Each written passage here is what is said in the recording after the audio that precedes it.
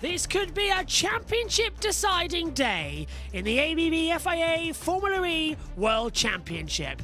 Welcome to round 13 and the Berlin EPrix from the Tempelhof Airport. It's a wet race coming up. Let's join our colleagues down on the grid. Katie is with Andre. Good. I think Nick Cassidy has an inverter change.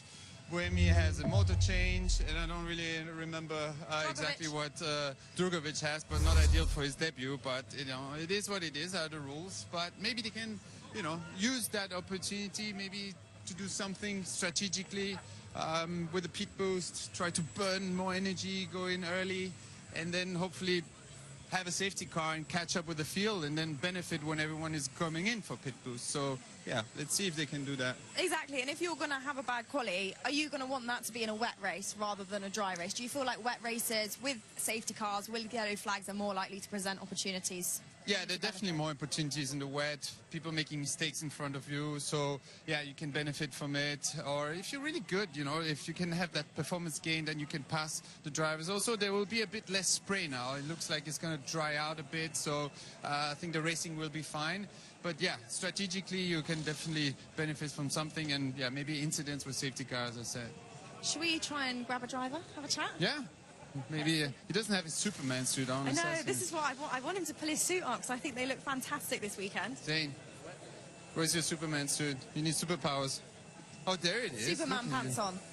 We do need superpowers to go up the field today. Do you have them? What's your strategy? It depends. I mean, if the track dries out, then it becomes an energy race again. If not, it'll be very difficult to move up. You're going to try to do the pit boost early, benefit maybe potential safety car? Is that something you practice to burn that energy a bit more and come in early? I think some will try doing the Stoffel strategy from Tokyo. I think it's all about when you take attack mode. If you take attack mode and you get screwed by a safety car, if you take it and then make positions and then there's a safety car, this race can be a lot of chaos. You can lose or gain a lot, so we just need to make the right decisions at the right time, which is easy to say. All right, Superman. Hope that will work out for you. Thank you there, Zane. Let's go and have a look and see where Nikki is. Lovely stuff, guys. Thank you. Now, I think one thing over the course of the season we have learned, motorsport is more than just speed. It's about resilience, about rising up when the odds are stacked against you. And there is one driver that embodies that more than any. It is, of course, the driver on the verge of his first ever World Championship title, Oliver Rowland. This is the story of the boy from Barnsley. Get your tissues ready. Oliver Rowland, the boy from Barnsley, wins again!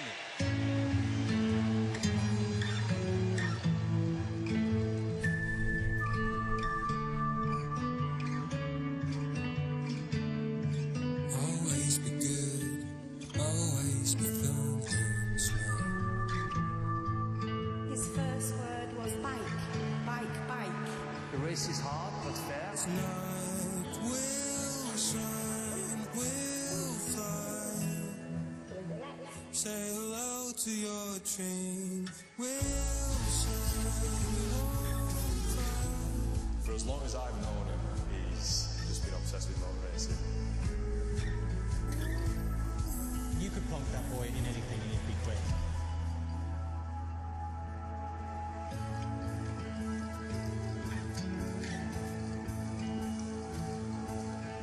Always be good, always shine. That's a very good question. As a newborn, he was very vocal. He walked at 9 months old, and then that was it. He was just 100 miles an hour. He was always really hyper, never sat still. Yeah, just full of energy. The terror in the early days, to be honest. Myself and my late husband Dave, we had motorbikes, and when Oliver first started speaking, his first word was bike, bike, bike. And then we got him a quad bike when he was 2.5 years old, and then he wanted to progress from the 4-wheel quad bike to a 2-wheel motorcycle, and I said no. I said, no, it's too dangerous, Dave. We'll get him something that's not as dangerous. So that's when we bought the go-kart just before his 5th birthday. Daddy Oliver! For as long as I've known him, he's just been obsessed with motor racing.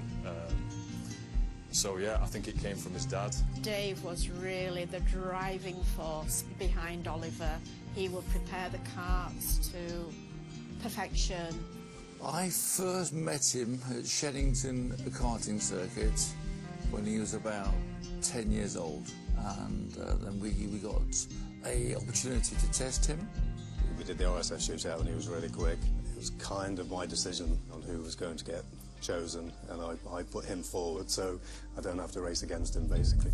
He won the Formula Renault 3.5 championship with us, and I have actually believed he would go to Formula 1, but obviously he changed his career path and went to Formula E. Another British driver, this is Oliver Rowland for the Nissan EDAMS team. He's making his Formula E debut. Everybody spoke very highly of Ollie. It wasn't until I raced against him in Formula E that I realised just how much potential that he had. Well, I noticed Oliver first time I came to Formula E, actually, when we were still racing as Nissan EDAMS. I've seen him grow up, you know. He joined, it was his first race, we were teammates. You know, he was already very, very quick. Oliver Rowland through the final corner in the Nissan takes his first win in Formula E. Usually a quiet, reserved driver, Oliver Rowland, but not that time. Out of the car, very laid back, but then you put a helmet on him and he's ruthless in a good way, but he is ruthless. He races hard, but fair. You know, I have a lot of respect for the driver and the man. I think for Oliver will be a great satisfaction to win the championship, especially the way he's winning it. He's dominating the season, and I think this is something that any driver will remember for the rest of his life. Always be good, always. He's a Barnsley lad through and through. He's doing these amazing things all over the world. I think it would be a dream come true. A dream come true for all the hard work that not only himself but the team have put into this championship, and I think this will be the pinnacle. Always be good, always.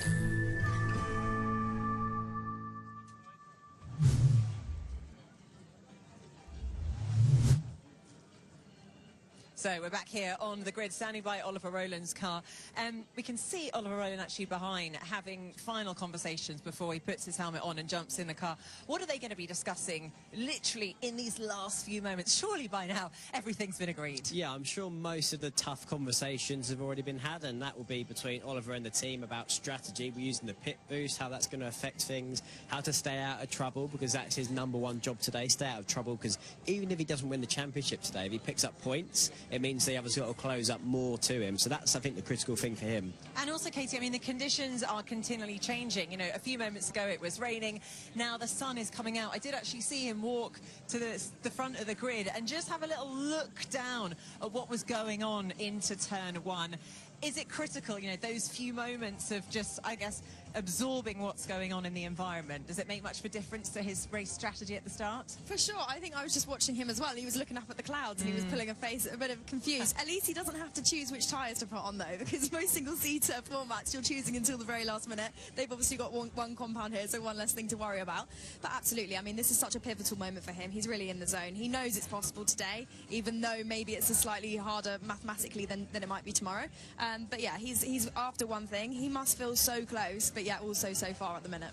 Yeah, I mean, it is so much at stake, but as you say, this is not a make-or-break moment. We're not in London in the final race. He's still got 4 races to capitalise on this opportunity, but I suppose peace of mind, it would be nice to get it done.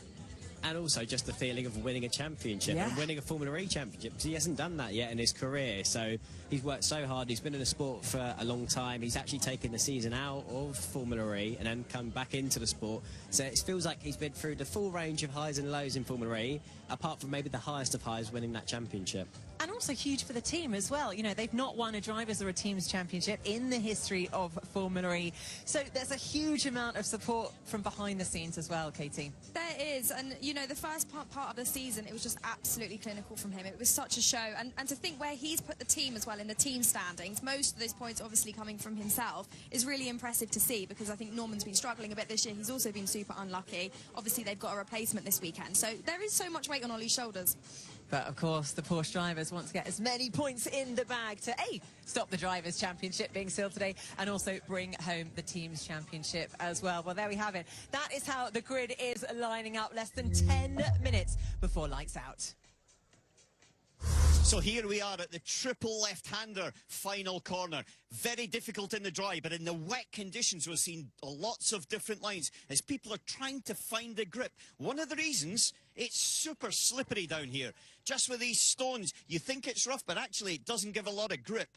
The inside line is one that seems to be quick for the actual single lap. However, in racing, you want to be wide to straighten out the exit to maximise your speed down the start and finish straight, because that is an excellent overtaking area. However, if you come here, this is just a little bit of a thing that throws it in right at the end. You've got a change of tarmac. It goes on from this concrete into a very, very slippery area here. And look at that. I can slide my finger in there. And that, just at the point when you're trying to put 300 kilowatts of power onto the ground, very difficult. Think what it's like when they've got 350 kilowatts. It's going to be even more tricky. This is going to be one of the keys to the race. Lovely stuff. Thank you, Alan. Get your running shoes on and join us back on the grid, because we really are in the last few moments. Who do you think can also make this an opportunity for them? I mean, Taylor Barnard has qualified well. He's also still looking for his first win of the season. Yeah, he's been a driver that in his rookie season has done everything but win a race. So it does feel like almost when, not if. But I think there's a few other drivers that are actually in contention. I've obviously gone for Jake Hughes with my predictions. I think he's had an up-and-down season. I don't know why, I just think he's in the perfect place lining up P4 on the grid. He's just there or thereabouts to be there if there's some carnage and pick up the pieces.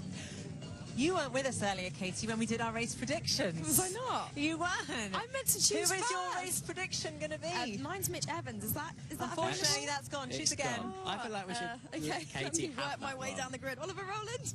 Yes, gone. Gone. Taylor Barnard. Not gone. Has it gone? Yeah.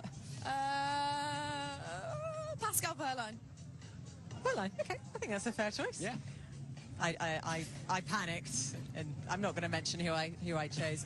Anyway, right, there we have it. Katie's prediction, Pascal Wehrlein. Let's find out how he does in the course of this race. It is 10 minutes until lights out.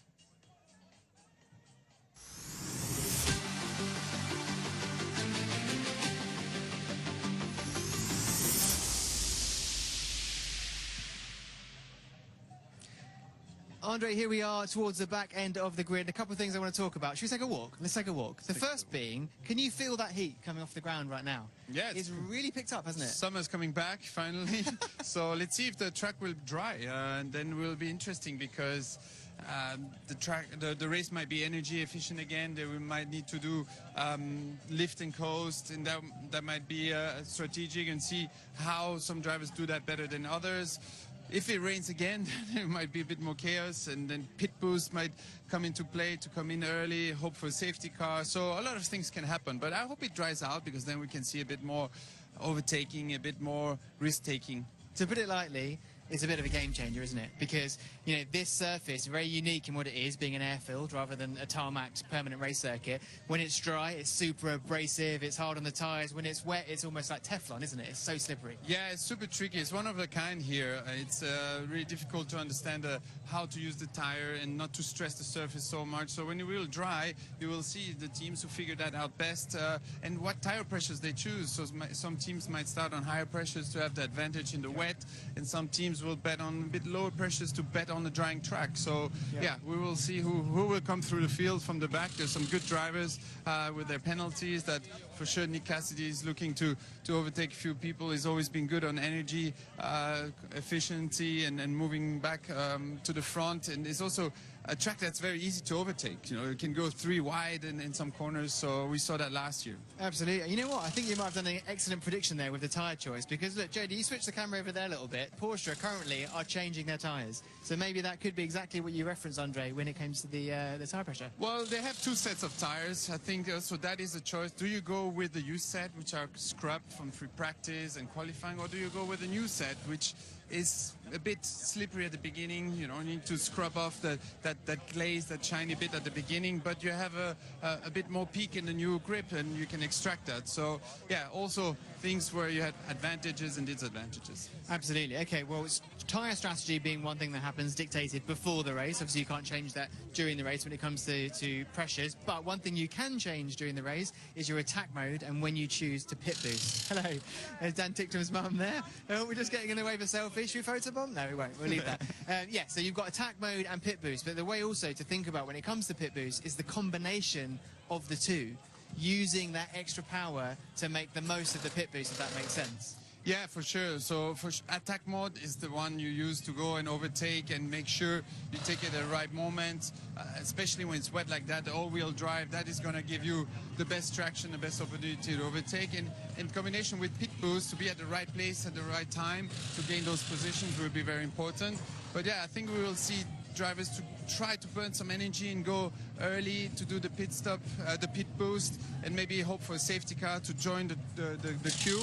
But with a drying track, that might be a risky scenario because you might need to save some energy in the end of the race, and then you burn too much at the beginning. So, and also you cannot take it too late because then you're at risk.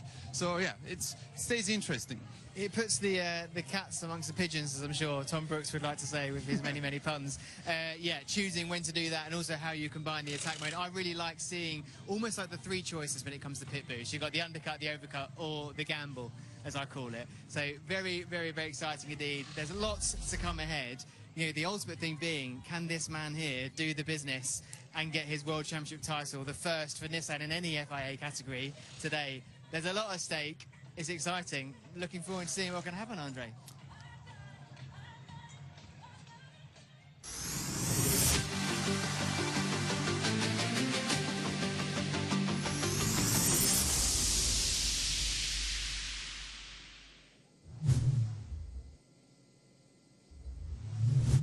Stay calm. You know you can do this. Stay focused. You're the best driver out there. Just go out there and show them you can do it, and I wish you the best of luck. Good luck this weekend, Oliver. Let's hope you win your first World Championship. You got this, mate. You've done this a million times. Just bring it home. Hi, Ollie. Ross here. Really hoping you do well this weekend and set up the championship. I'm sure you will. Just use all your experience and I'm sure you'll be fine. And don't party too hard afterwards. Good luck, champ. Do what you do your best and come home safely, and we all love you.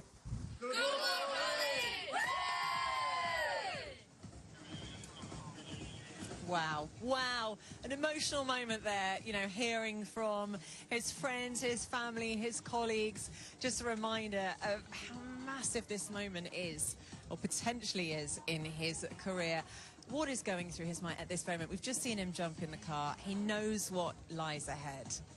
In the nicest way possible, Nikki. I think he's trying to block all of what we've just shown out, because those messages are very encouraging and it's very supportive and nice, but whatever he's been doing this season without all those distractions has been working. So I think for him it's getting back to that same mindset of, okay, just keep doing what you've been doing this season, because so far it's been more than enough to give him a commanding championship lead. And he is a driver that he rarely gets emotion, like he doesn't get his emotions get in the way of a good result in his driving. You know, we see so many frustrated drivers, their emotions get the better of them. Oliver Owen isn't one of them. He's not, but actually I'm really glad he wasn't watching that before he just drives. I think that would make anyone emotional, seeing those messages from your family. But it's lovely because he's such a family guy. We often see his daughter here as well in the paddock. He really takes his family with him on this ride. But he's, as you say, he's got a comfortable lead at the minute. He's not feeling that much pressure. If I was sat on the grid, I think the most pressure is probably on Pascal Wehrlein's shoulders right now. He knows it's make it or break it for his championship defence.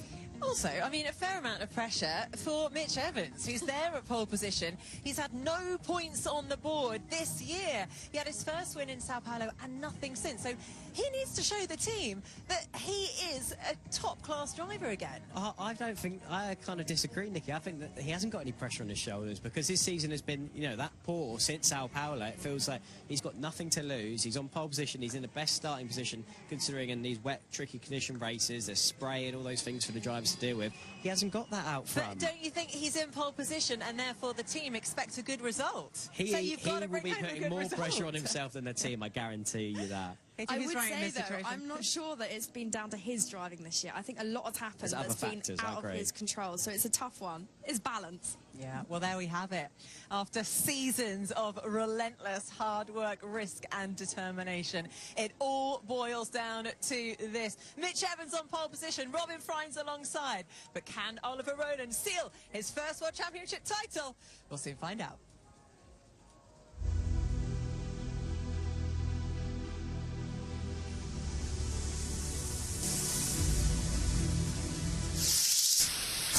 Take off in Tempelhof.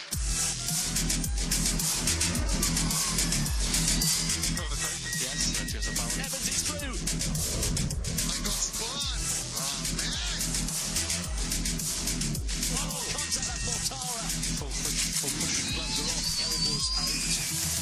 7 fighting 4 with a string of results unheard of. The man is on fire, so it could be anyone falling around.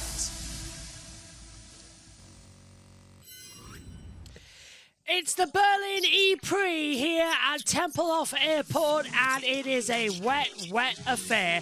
Welcome to round 13 of the ABB FIA Formula E World Championship in 2025. Conditions have improved significantly since qualifying this morning. That was reduced just to group stages, and then also this morning where we had to cancel the second practice session. So limited running on a circuit that the drivers should know. We've run on this layout now for a couple of years here.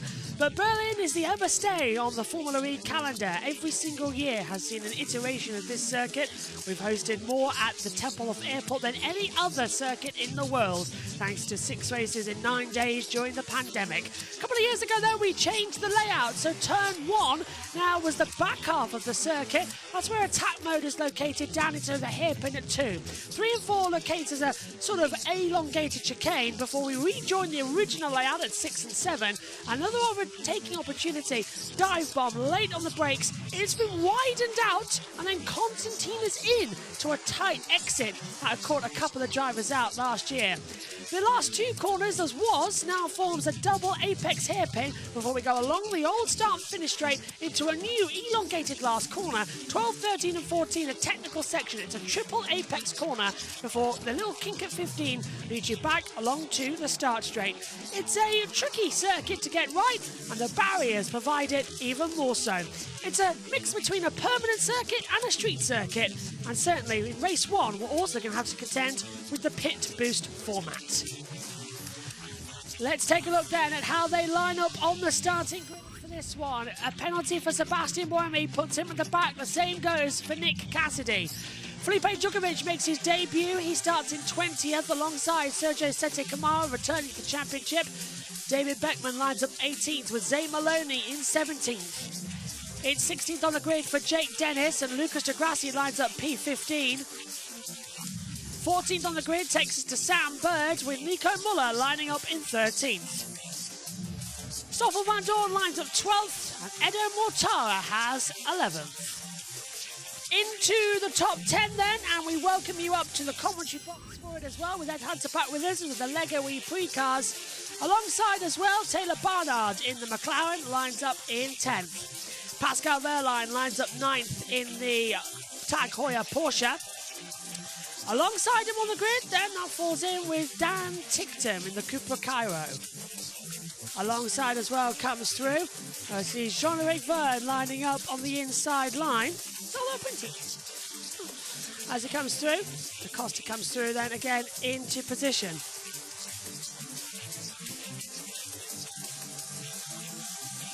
So after that, it's Gunther and Hughes, followed then as well by Rowland.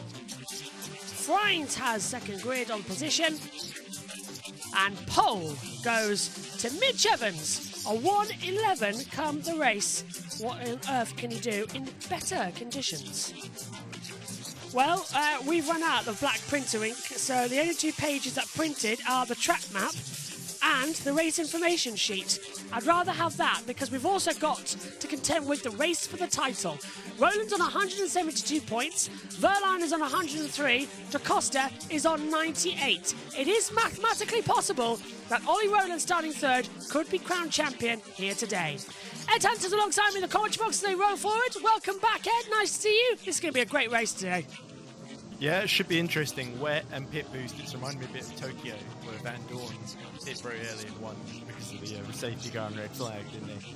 So, yeah, interesting to see both Jag power cars on the front row. But yeah, Roland is really the one we're going to be watching. Him, DaCosta, Verline, Barnard, to see if Roland can get that 87-point gap that he needs. He's got 69 at the moment. If he's 87 ahead by the end of today, then the title race is over. But yeah, I have a feeling it's probably going to go down to Sunday, even if Roland wins today. Revs are up, we're ready for a start. The lights come on, 4 and 5.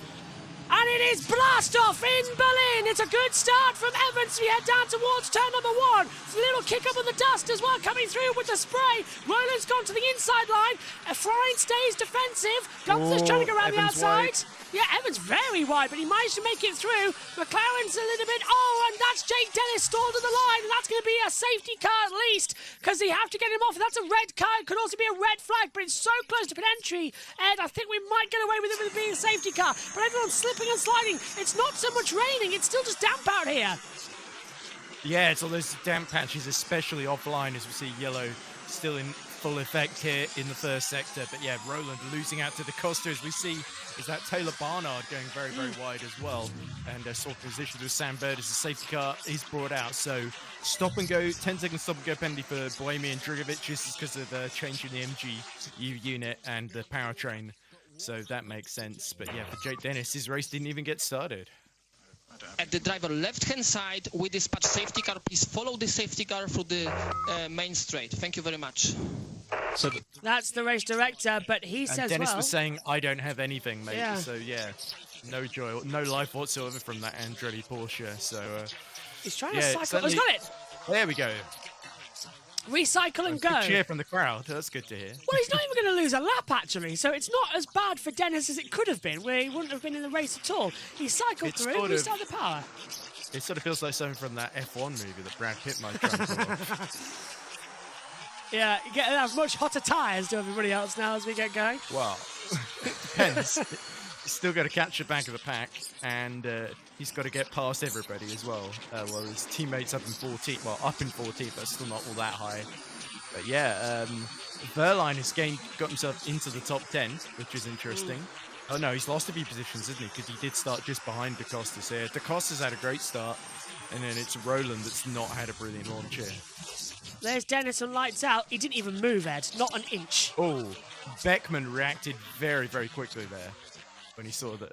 Because he didn't have a lot of time to realise that Andretti wasn't going anywhere. Oh, he put his hands up. Well, it's too late. The procedure had already started by that point, by the time he realised. That was... oh, and Dennis has pulled off. It's not going to be the great escape for him. He's out of the race. Reminded me of Mika Hakkinen in, was it Brazil 2001, where he stalled on the line and he was waving like crazy. And he was on the front row in that race. So I think nearly everybody got past him at full speed into the centre. So, yeah, not an ideal situation, especially for those right behind. Great launch from Roland, though, immediately. Minimal wheel spin. But as she said, look, he tries to go to the inside, but Frines had everything covered. Yeah, and then Evans has a bit of a wobble under braking, but he just collects it up. Then you've got, I think, is that Gunther going around the outside? Yeah. In car number 7. And there's DaCosta. Yeah, so sticking to the inside means that Roland is sort of not on the line where there's the most grip there, unfortunately for him. Here's DaCosta's viewpoint at the start. Just lunges up the inside for Hail Mary. I wonder what happened to Hughes. Hughes was in the top 4. So, yeah, really eventful first corner. We're racing green again. Flag. So one safety car lap, and everyone now desperately tries to put the throttle back down.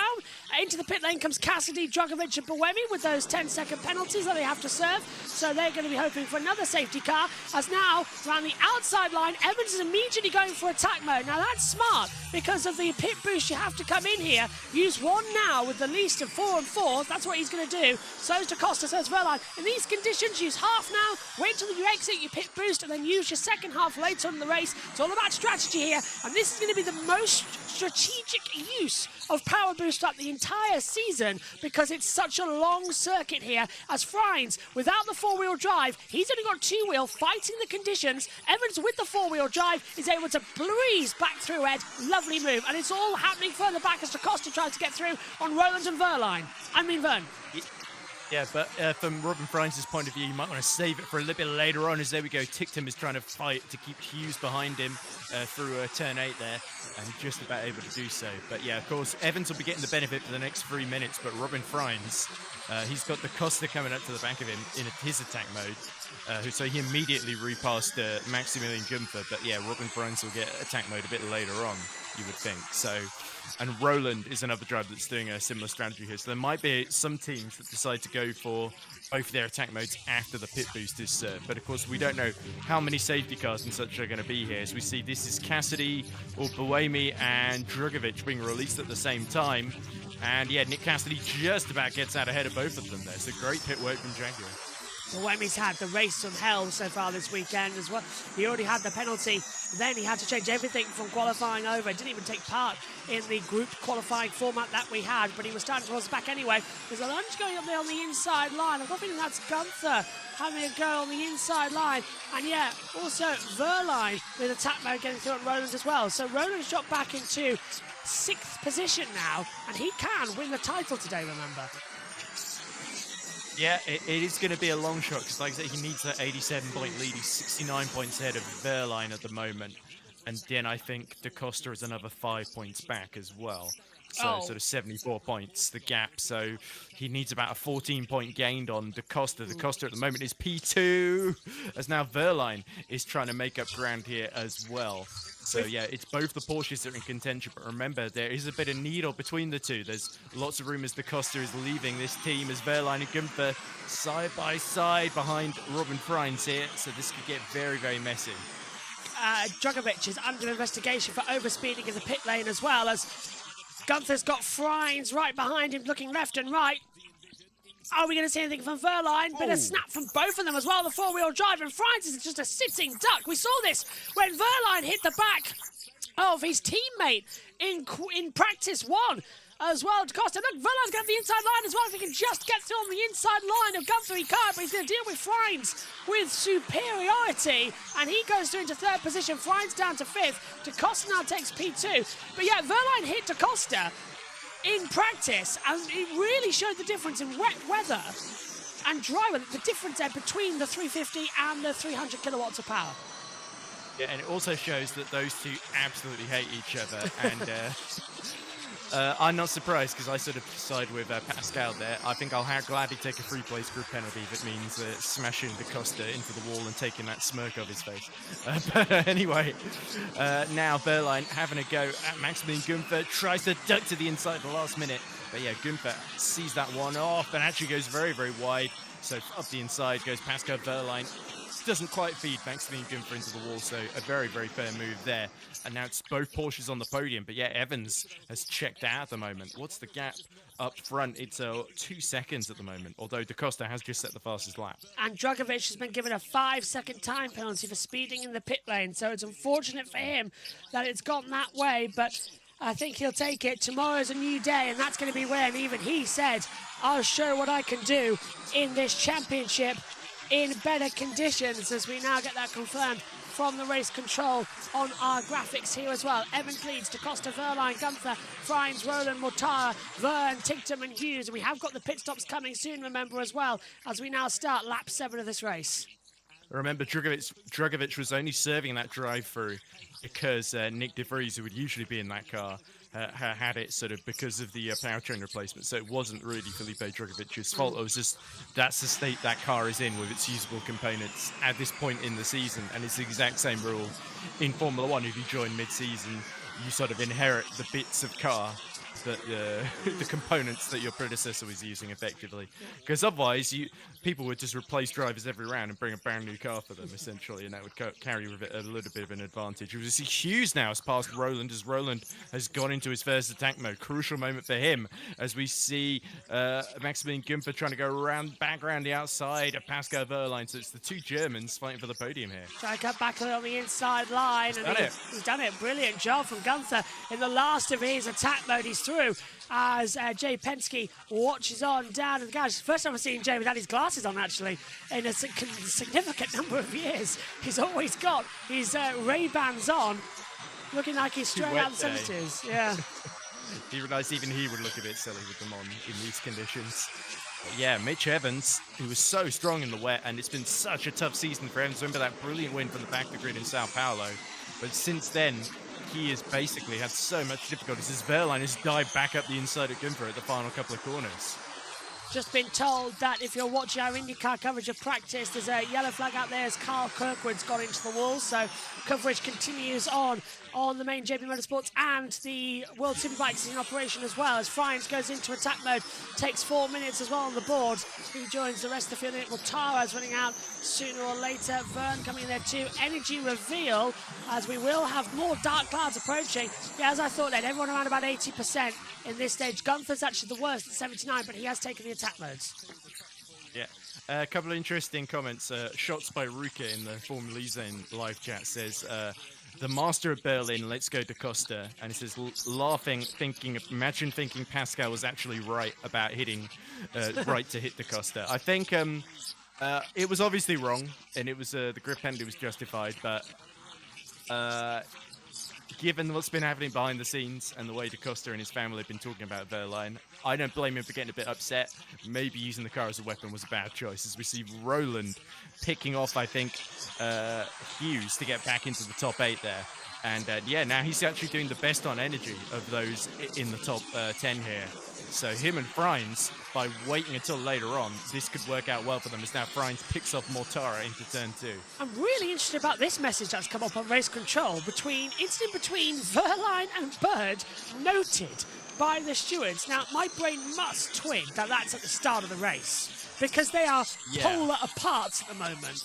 Bird is down. I think it was Bird that was losing a lot of ground on the first lap, is now up the inside, side by side with the two DS Penske's, and that's Jeb getting past Günther surely for 4th. Yeah, nice move on the inside line as things come into it. Live Teams Championship, Porsche 234, Nissan 197, Penske 168, Mahindra 125. They moved up into 4th position as now Friends gets on the inside line of Günther with the attack mode in full operation. The track's drying out quite quickly, actually. There's only a few puddles around the circuit, but these tyres are all weather, hand-cooked tyres, so we are good in any condition, but we will still have to pit to recharge as a pit boost is enabled for this first race of the weekend, as Friends now deals with Jev as well. Yeah, around the outside, very clinical, and now here comes Roland, who's also picked off Mortara, and he's catching the back of Günther here. So yeah, crucial that both Friends and Roland make up ground here. There we go, Günther gets well out of the way of Oliver Roland. And yeah, it's Robin Friends now in 4th, chasing down Pascal Wehrlein. So it's interesting. We saw the two DS Penske drivers move out of the way of each other. I wonder if the Porsches will be quite so compliant if Da Costa sees Wehrlein coming up to the back of him. Once again, a little bit deep from Roland. But yeah, I think there's a sense in that hairpin at 5 and 6. Everybody's just looking for traction in odd, unusual places in these still damp, tricky conditions. Only 2 seconds left on attack mode. Roland is running out of time to get past John-Eric Vergne here. So he is now stuck in 6th, which is where he was before he went into attack mode, of course. No change then as they come through. Friends going to be out of attack mode shortly as well, as it's going to hit red soon. As Evans, then Da Costa, Wehrlein comes into it as well. And what a race this is turning out to be. He's just on the fast up of the race as well. So Bird down, Tincton as well, and Barnard. They've all yet to do their attack modes in this race. They've still got 8 minutes left. Wehrlein has taken second position away from Robin Fines. And what's going to happen to DaCosta for this to happen as well? The two teammates who have done battle this weekend already are now going to have something of a slipstream fight down towards turn 8. Verline to the inside line. DaCosta's there on the brakes. Verline goes in deep, pushes DaCosta wide. His Fines going to have a little bit of an opportunistic move to the inside line. Gets on the traction. His last use of attack, and he's through. 2 moves gone. And yeah, well, DaCosta looking better than that. Fines trying to pass Verline as well, getting blocked out. Trying to go around the outside line, coming into turn 10. Can't get it. Now he's out of attack. Now he's going to be the vulnerable. What a great fight.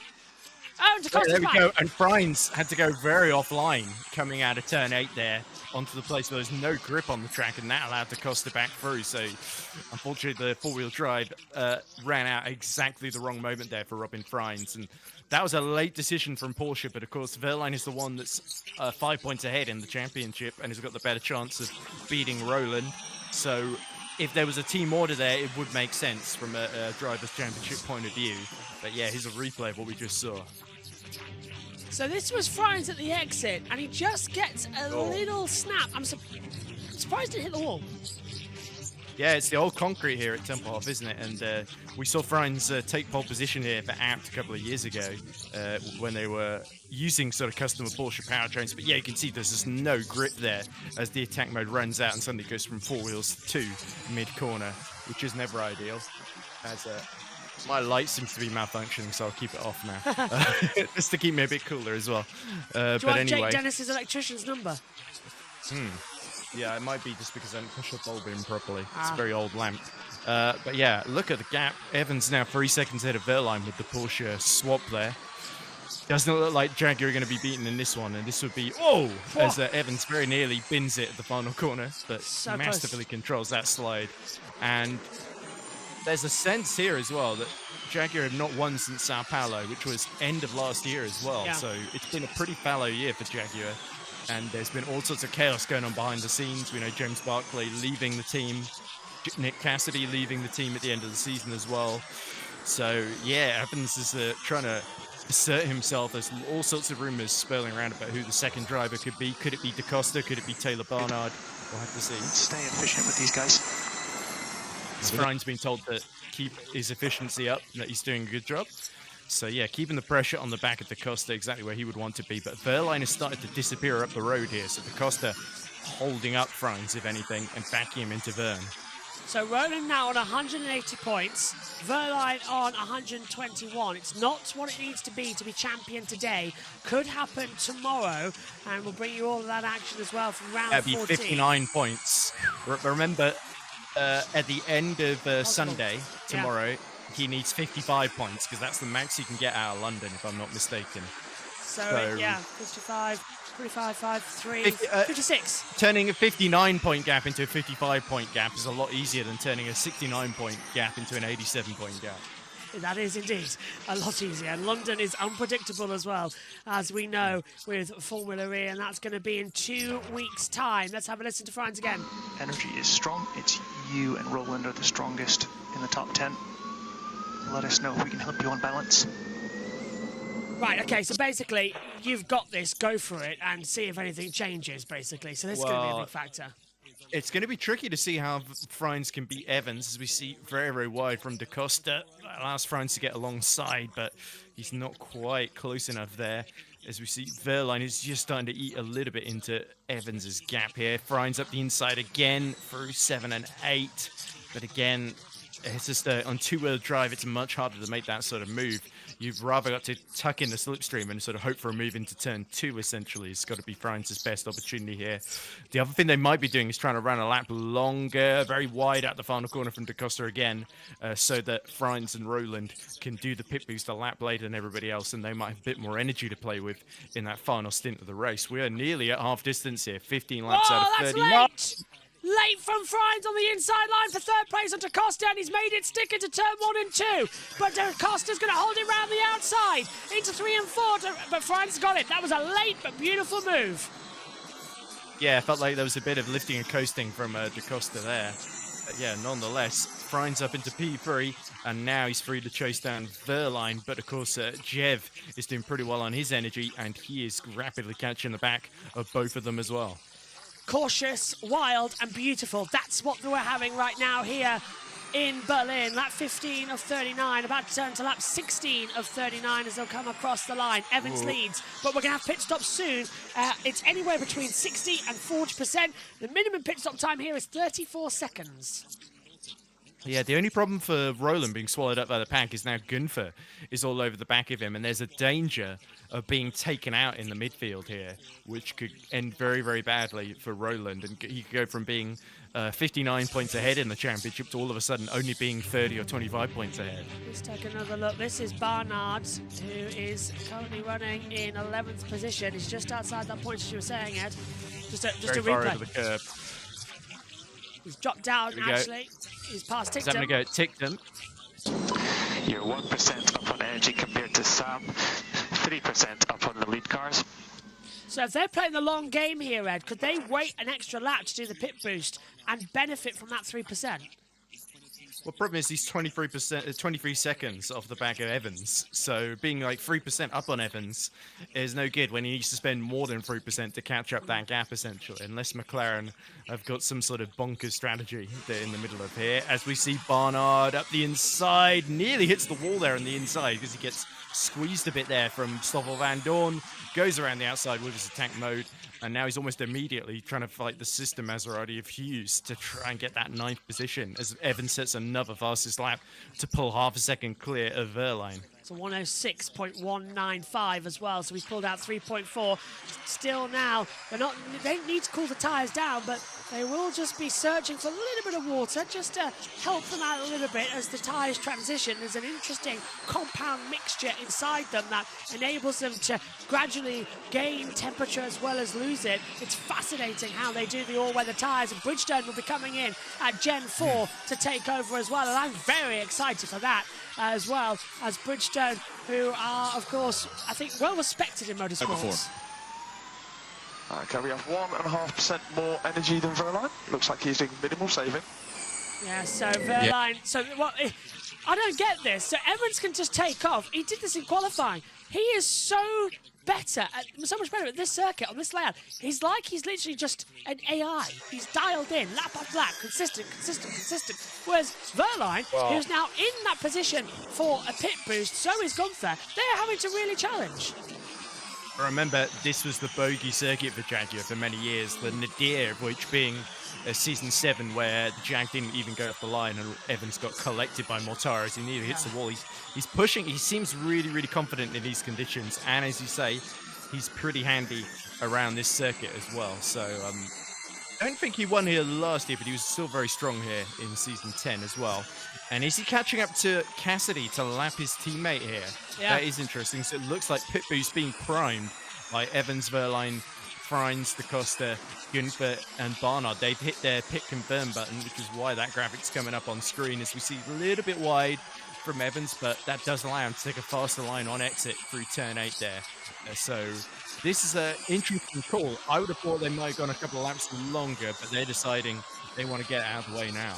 Evans won here in 2023, and then last year it was DaCosta in race 1. Cassidy took race 2 with that superb defence throughout the race weekend as well. That's our previous winners on this layout of the proceedings as well, to come into it as well. So we are actually 75% the way through the season right now in the race. So 75% of the season has been completed.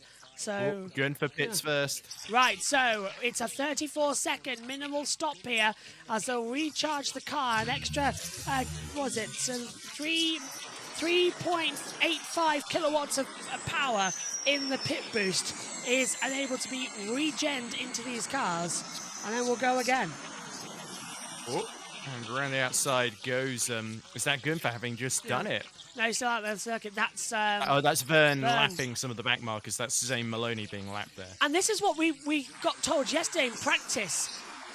The fact that lapped cars are going to be a factor in both the races, not just the pit boost today, but tomorrow as well, because it's going to be so much slower in order to make it to the race. We're seeing a proper sort of Grand Prix, in effect, in the EPrix. In just, 39 laps, we've got lap traffic, Ed, and we've got them everywhere on the circuit. Here's where There's much pressure by under from behind. Can we leave the attack till later? Answer Yeah, Ken he's then worried none. about Taylor Barnard. So I was Taylor surprised Barnard is someone- about yeah. 7.9 seconds behind him, Mm. so there isn't a threat from behind. Yeah, I think that's quite sensible for Rowan to leave that final attack mode a bit later into the race. Surely now, everybody's going to respond to Gunther getting that sort of pit boost undercut, essentially, by pitting first. But yeah, who's Evans, in? for instance, yeah, this is one of the Maseratis, so it's Van Dorn and Hughes, is it? Van Dorn, It's definitely Van Dorn. Sete Kamara's in the pits according to the graphic on the monitor, so they're Mm-hmm. pit boosting. There goes Bird into attack mode. As there's the Nissan coming out of the pit lane. That's Sergio Sete Kamara. I think the reason Maloney went a lap down is because he went into pit boost, essentially, Yeah. very early.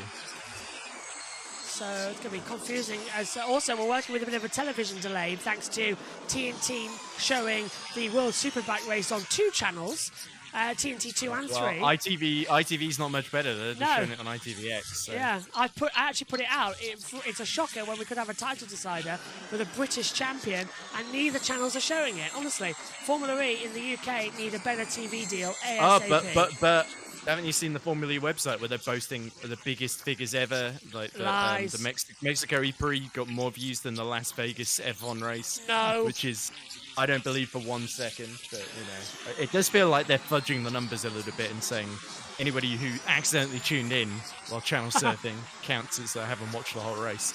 So the pit leader, it says, is Gunther. At the pits comes Sede Kamara right behind. I nearly called him Sasha Fenestras there because I'm just like, instead of who was the other Nissan reserve driver? And it's not Fenestras because Fenestras I think went back to He's back Super Formula in Japan. Super Formula, yeah. Right, is that Evans pitting from the lead? I believe it is. Right, it's Cassidy.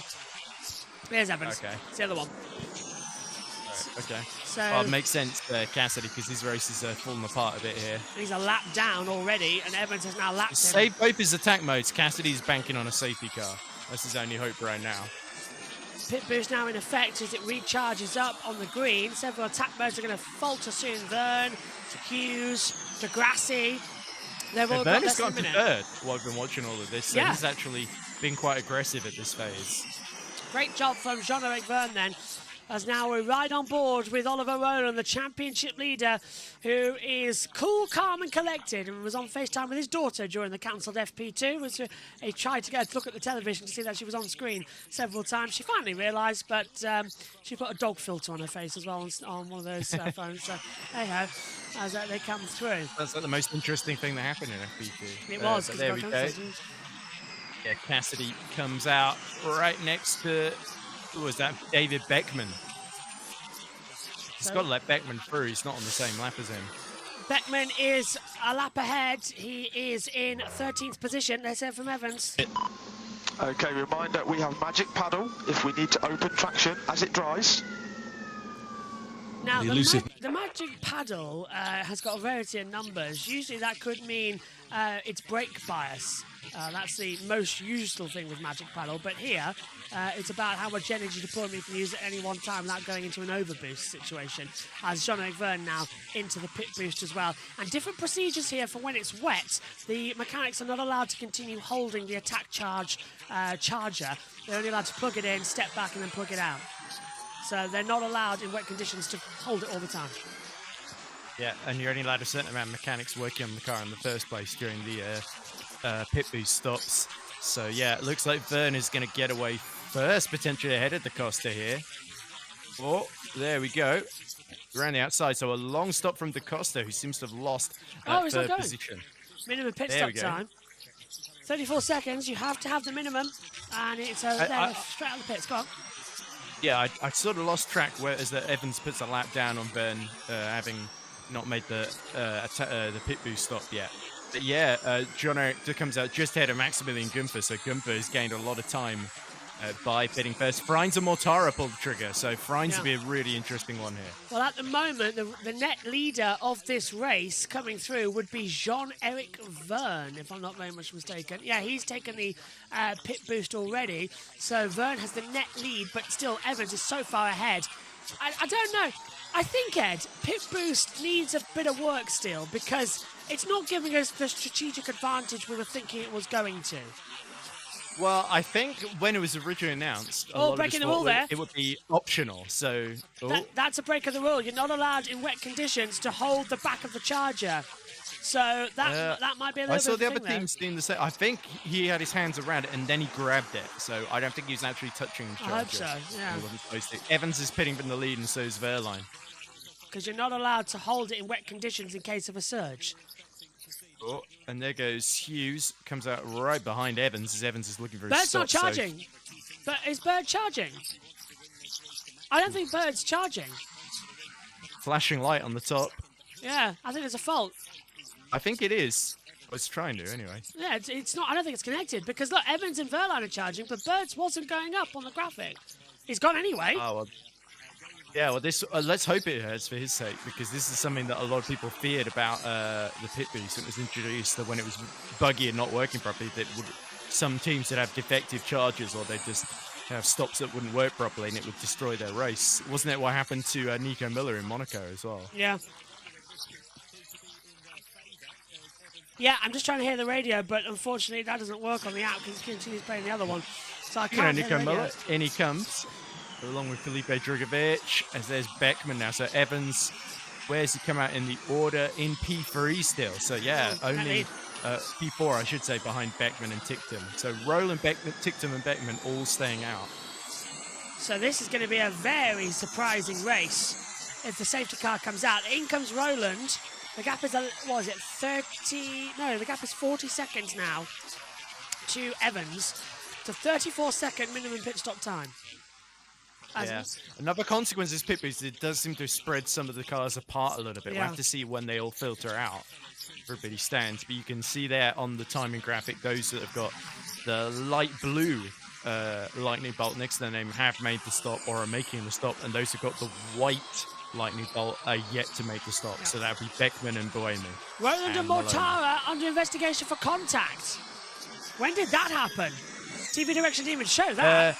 I know, it was while they were doing the early pit boost stops that Mortara must have got past Roland. We'd love to see a replay of that. Well, there's no damage on Roland's car as far as I can see. As he'll now drop. It might not necessarily be damage, it might just be that Roland nearly fed Mortara into the wall or vice versa. Do you know, I'm going to say, I think they should open up this pit boost that you have an option of how much energy you put back into the car. Yeah, that would make it at least a little bit more varied and interesting. Yeah, because this is just a rather nothing. Than they just regenerate 10% everybody, and they just choose when to do it. Because the only time that was really interesting was Tokyo, where Van Dorn did it, and then there was that freak circumstance with the safety car and the red flag. Is that a purple car for Friends? Yes, because it's going to attack mode. I thought that was a red car for a second. I thought it was red. It's the light. I was thinking, is that red? Because if it does go red, the car will ground to a halt and we'll have to have a red flag procedure. And, we don't want that because we've got to get our way to the ladies' final at Wimbledon, which starts at 4 o'clock. Yep, so definitely a race against the clock, and not just for the drivers then. Beckman's pitting in the lead, so it should be the order. Evans, Wehrlein, Verne, Gunther, who pit for the pit boost very early. Freins, who's right behind him with 3 minutes of attack mode. And then Da Costa, Mortara, Roland, Hughes, and Ticktum, the top 10. So it's a battle for second place on our driver tracker right now. And I'm just trying to work out, Evans is only 4 seconds ahead here, so it's not out of the realms of possibility. Okay, Wehrlein has same attack remaining as us. 2DS's P3, P4 have already taken both attack. We're in a good position. I think that brings me back to the games console with the 2DS and the 3DS. Oh, what a time. Yeah, there we go. Yeah, I'm sure Citroen named their electric brand specifically to try and annoy Nintendo. But anyway, here we go. This is a replay of... a move. This is the Mortara move on Roland. Okay, so there we go. Yeah, that's Mortara. To me, Mortara barged him out of the way from very, very far back. Oh, that was a gap that's always going to close Edo. So a little bit tight. I think Roland will say he got pushed out of the way, and quite understandably so. Should we rename it Guido? Well, who shot first, right? Just getting in the braking zone. But yeah, there we go. Oliver Roller. They actually re-released the BFI IMAX and Soundbank, the original version of Star Wars from 1977. That was just called Star Wars as well, and it's just the old Technicolor print of it as well. It's one of the last films done in Technicolor. So yeah, apparently the print has been preserved really, really well. Makes And you it's think. one of those things that Lucasfilm has sort of Yeah. been basically trying to stop people from getting access to the original version and just only having the special editions or whatever. So they would make a lot of money if they did really release the very, very original Beckman. version, but that's not what Lucas does. Anyway. Beckman and Sete Kamara. Sete Kamara's dropping. I think Sete Kamara's done something, but Beckman's come to a stop. Got a yellow flag out on turn 4. I can't see if anybody's dropped off. It's double Beckman's yellow. still ahead of Cassidy. We saw Maloney being lapped there. Could be Drugovic in trouble because he just went to attack mode fairly recently. Now has Sete Kamara. Franz has got a minute left. He's been closing on good, but this yellow flag could really scupper his chances. Well, we're about to see what it is. It's a double yellow. Friend is in this section as well. I think it's Sete Kamara. Oh no, yeah, there we go. Oh, where? Kamara and Beckman fighting each other for some reason. I can't. Oh, there we go. Oh, hang on. It is. Oh, so Beckman's into the wall then. That's it, safety car, definitely. Safety car's out. Beckman's hit the wall and it's right in the firing line. That needs to be an instant safety car. Not just thinking about it. That is right on the racing line. Drive to get in front of the team. This is very good news for Verline, very good news for Cassidy, and very bad news for pretty much everybody else. That is not the way we were thinking as the safety car gets called. Yeah, David Beckman is fighting for his drive at the moment in front of his home crowd. That's exactly what he didn't need to do, bang it into the wall. But we don't know if he got pushed or not by Sete Kamara. So, safety car's out. Recovery vehicle will come onto the circuit. Let's hope it's going to be okay. Right, let's take a look at this, Ed. So, car's coming out of the There's Sete Kamara going into attack mode. And Sete Kamara immediately goes up the inside of Beckman, and tags him around. Oh, dear. It is exactly what happened to, Sasha Fenestras in the other Nissan last year, if you remember. Yeah, and Buemi nearly sideswiped Sete Kamara. That was horrific. That would have been a huge accident. I apologise, David Beckman. That was pretty much Sete Kamara's fault. Yeah, Being that is formerly race rusty. But the way it looked like he hit the wall himself. So And there's an irony here as well that Sete Kamara was replaced by David Beckman and he's just destroyed Beckman's car. So showing exactly why Cooper Kiro did not keep him for this season. Shouldn't be long, safety car. They can drag that back up at towards the runoff area. So we should be going in the next lap or so. At the 10.5, we dispatch the safety car, and we will recover the car. So over 2 minutes and 39 seconds, we'll get... It'll be one added lap. Should be. Yeah, the interesting colour on that Porsche Taycan. Because, you know, Porsche have done their sort of purple and sort of sand blue sort of thing. The safety car seems to be in sand blue. It's almost like it's gone rain-coloured, the safety car. Oh, yeah. Oh, that's interesting, because it wasn't that colour in practice. It was purple. Oh, then maybe they recoloured it while they're waiting for FP2 to start. Yeah. Because that has changed colour. Unless I've blinked and it wasn't that colour this morning. I swear it was purple. So this is the situation of the championship, by the way. It'd be Roland 178 points, Verline 121. So, of course, if we do a little bit of maths, 178 minus 121 is, of course, 57. So again, not quite the 59 points that he had on the Costa earlier, but the Costa really losing out just before the pit boost sequence. This is still absolutely playing into Roland's hands here. He's doing pretty much what he needs to set himself up for tomorrow. It's really a case of just Roland staying out of trouble in the rest of this one. He's still got 4 minutes of attack mode. Him, Da Costa, Mortara, and Verline and Evans all looking good here, whereas the two DS Penske's and Frines, of course, really unlucky that Beckman, right as he caught up to DS Penske's and had 38 seconds left for attack mode, Beckman had caused that yellow flag and then the safety car, so he couldn't really use it to get through there. He might have at least gotten Gunther there. But yeah, the greatest aggressive strategy from the DS Penske seems to have worked out for them so far. What I love is that the only corner on this entire track that has to stay the same is turn 1. Because of that plane, it can't be moved. So it's like we have to, it's always the same corner. Oh, it's part of history in that 1961 Berlin airlift and the sort of them sort of giving food to all the refugees in sort of East Berlin, essentially. by airdropping food supplies to them. So yeah, it is a key bit of history. Or, in the words of President Kennedy, ich bin ein Berliner. Unsurprisingly, 10-second time penalty for Sergio Sette Camara for causing collision with David Beckman and taking Beckman out. So, yeah, Sette Camara will be hoping to wash this one out of his memory because it's not really been the triumphant return he'd hoped for, sadly. They'll get another go tomorrow. Ich bin ein Berliner. I remember that one. In 1961? Yeah. Okay. No, I just remember. You were around back then. No, but you just saying that, it triggered the memory of history hearing it. lesson. Yeah. Right. So should be a 41 or 42 lap race roughly. Heads up on the attack situation, so we should be lap +1 already.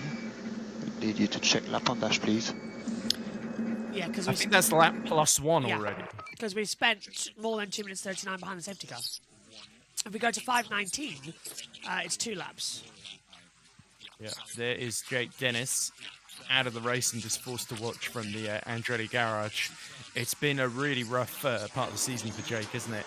He's got a few podiums this season and the odd win, but for the most part, he's had a lot of bad luck. Because there we see recovery vehicle getting Beckman out of the way. Safety car in and this I would lap. suspect, yeah, safety car in this lap, unsurprisingly. Yeah, thought so. We can get going again then here in Berlin. So we should have about 9 laps left of this race then. Time on the clock. 2 minutes. 1 is 3. Yeah, easy. We'll be on a very quick off though, so we won't be able to bring you the podium ceremony, but we'll get you. I'll quickly build the Lego one. And yes, go try on. to remember the New Zealand national anthem. Presumably, unless Verline can do something else. We will bring you all of the action though tomorrow. In fact, no, we won't. What is this? Look at this. The two DS Penskeys slowing each other up. What are they playing at?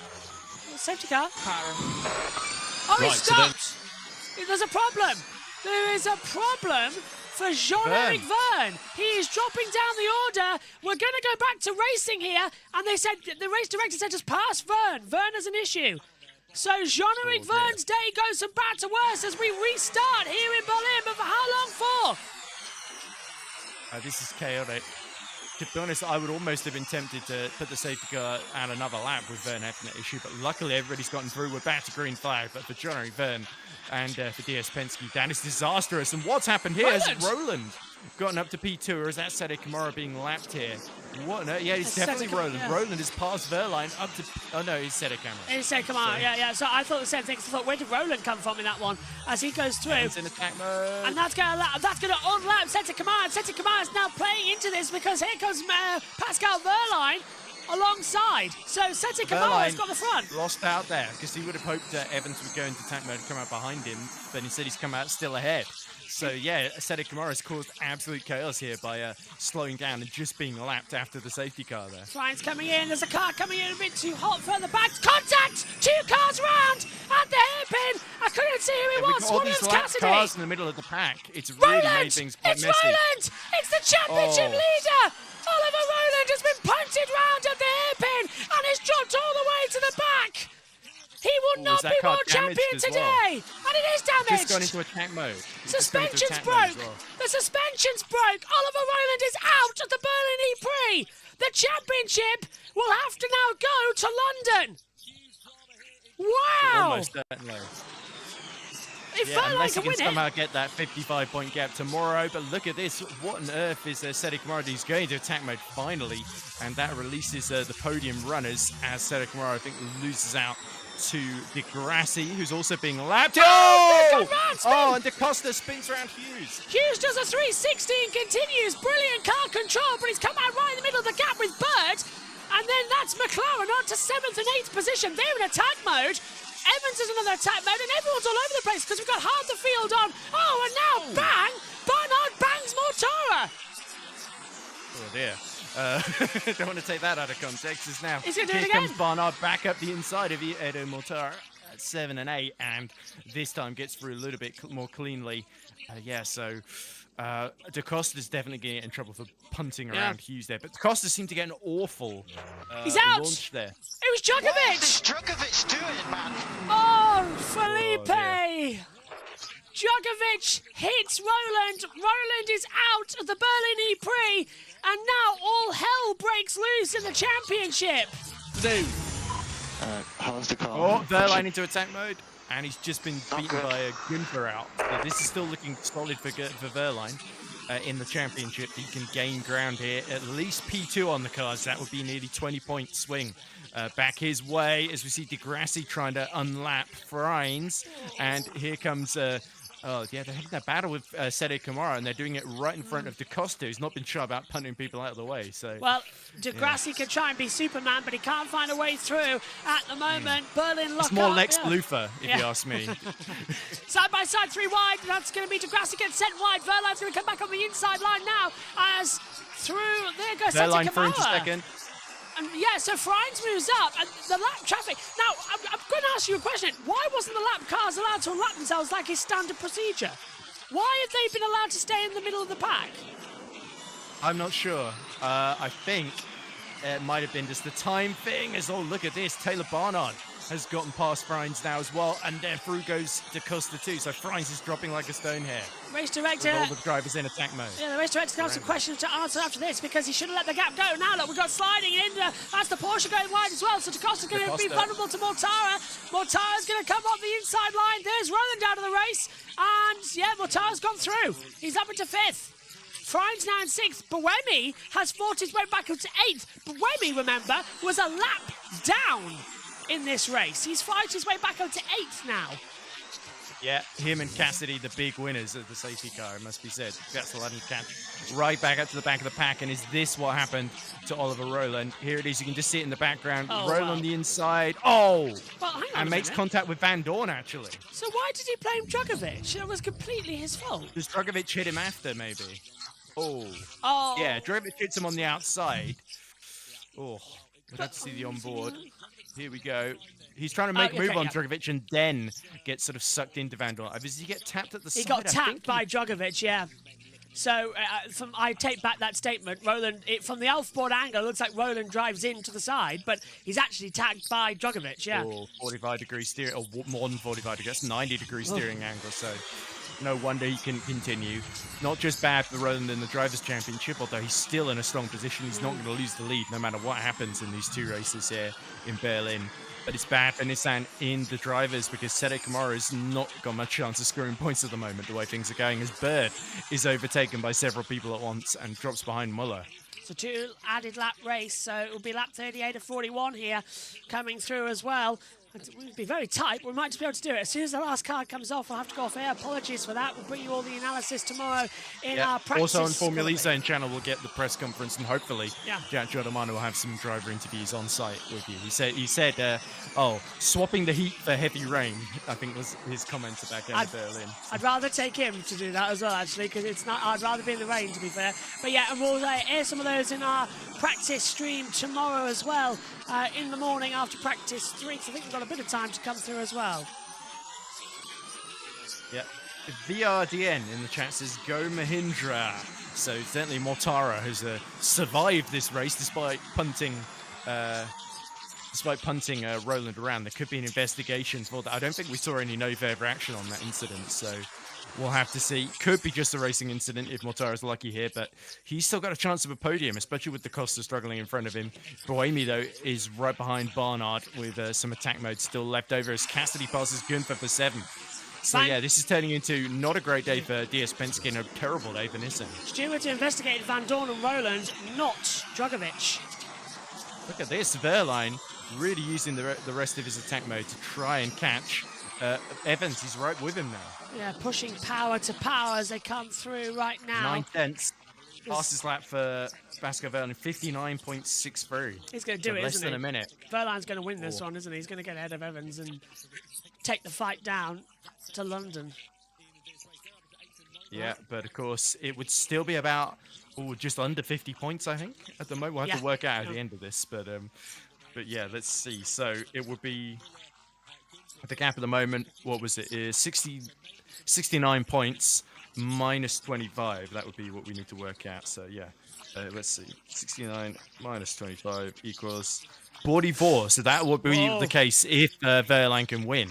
So yeah, that is less than 2 wins, considering we're looking at over a 70-point gap for Roland much earlier on. It's nearly halved now with that 1 retirement. Let's hear from Evans. Okay, Verline out of attack. This is a straight race to the finish. With 2 laps to go here in Berlin, and it's Evans versus Verline, Jaguar versus Porsche here in Berlin. And who's going to win it? Well, Vern is, by the way, now complaining about something to the stewards. So Jean-Luc Verne is going to the stewards, I've been told, as well to come through. Yeah. Oh, Muller up to P7. He's had a great recovery too in this race. But yeah, this is the one thing that might help Mitch Evans here, even if the Jag doesn't quite have the pace as it dries up compared to the Porsche, is that Verline is a bit under the weather this weekend. Oh, and you see an example there. He makes a small mistake under power coming out of turn 8. And could that have handed the win to Mitch Evans here? He was right on the back, and now he's lost a full second again. So that small issue from Pascal Verline might be the breathing room that Mitch Evans wants. The dry lines are starting to appear as we start the final lap here of the Berlin EPrix #1 as we head down in towards turn #1. Is Verline going to be anywhere near the back here on the inside line? No, he's just on board looking at the onboard camera, and I think Evans has got this one. It's going to be yet another win here in Berlin on this layout. Crazy fight for 6th, though, behind Nick Cassidy, who's just gotten through. Günther is 7th, Buemi's back up to 8th, and Ticktum has just passed Muller for 9th as well. So it's already kicking off, and Sam Bird agonizingly just outside the points. It's going to be very close now. Verline's closing up massively as they come into the braking zone. Down at turn 8 and 9, they'll hold in together. Evans has that inside line. Verline's going to get a good traction coming out of the corner. Can they do anything down to the braking zone? Just 2 corners left then here in Berlin. They're literally running out of energy. They'll have to lift and coast to the line. Verline's using every bit of power he can. Timing screen swaps over. It's out of the last corner. Straight run to the line. Mitch Evans wins for the first time since Sao Paulo, Brazil, and he wins in Berlin! Evans wins again! Fantastic win then for Mitch Evans from pole. He had that in command, but Verline really put in a strong challenge from much further back in the grid. So the championship is still on, but there's a slim chance for Verline still. But yeah, Mitch Evans, that was a well-deserved victory. DaCosta's been given a time penalty for causing a collision. Eduardo Mortara is on the podium in 3rd. Well, that's good news for Mahindra then, unless Mortara himself gets a penalty for bumping off Roland earlier. Yeah, and then we get Barnard could be on them for a podium. Roland watches on, and, well, you just have to hold on to what's going to happen next. Mitch Evans wins, and the 8 months of torture is over. Yeah, 51-point gap in the championship, as you can see there, I think. Yeah, 171. Evans between Verline and Roland. So Roland, if he just gains 4 points on Verline tomorrow, he could still seal it. So it's Evans, Verline, Mortara, Barnard, Cassidy, Günther, Buemi, Muller, Ticktum, DaCosta, Bird, Van Dorn, Freins, Hughes, Sete Kamara, Maloney, Dragovic, Degrassi out of the race. Came in with Roland, Verne, Beckman and Dennis. Ed, final thoughts from you, please. Yeah, good first race. Tomorrow should be interesting without the pit boost. Be nice to see a dry race for a change as well. Yeah. But yeah, you've got to feel happy for Mitch Evans there because it's been such a tough time to track. So much uncertainty about their future. They need a big result. They got it. He says, there's a fairly few happy guys in the garage. You've done us proud. Absolutely mega job, mate. Well done, is what Evans is being told by his engineer there. So, yeah, for Verline, championship is still on, but 51 points behind. He is just going to have to keep scoring podiums and hope that Roland just keeps having bad luck, because it does seem things have slightly turned against Roland in this second phase of the season, haven't they? Thank you, Ed. We'll see you tomorrow for all the action, and we'll see you all here as well. Okay. You can catch up on all the news on the Formula E Zone YouTube channel with Jack Jim on a trackside and all the press conference news. We'll see you tomorrow for practice 3. But Mitch Evans wins. Bye-bye.